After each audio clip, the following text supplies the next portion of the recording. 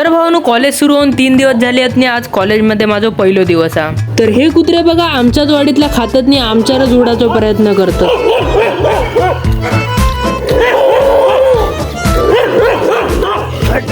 तर हे कुत्रे माझ्यावर अटॅक करीत असताना माझ्या मनात असं विचार इलेलो की रस्त्यावरचो दगड घ्यायचो आणि एका कुत्र्याक पायातनं नॉक करायचो आणि एका कुत्र्याक दगडाने हेडशॉट द्यायचो. पण म्हटलं की फुकट हेंका मारून माझ्या टाकल्यावर पाप कशा घेऊ. शिरगावात पोचल्याच्या नंतर कॉलेज जाताना आम्ही असा ठरवलेला की एंट्री करताना पुढच्या साईडने नाही तर पाठच्या साईडने एंट्री करायची. कॉलेजमध्ये आज काही लेक्चर नव्हता, फक्त माहिती ऐका आणि घरात जायचा होता.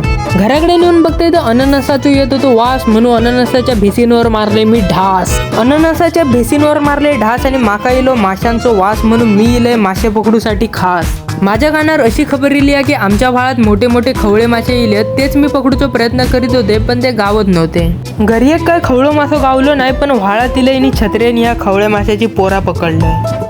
त्याच्यानंतर मी नाही आमच्या पहिल्याच्या आड्यात गेल्याच्या नंतर ह्या वर्षी जे काजी लावलं त्याच्या आजूबाजूची पाळीमुळे काढूक लागला.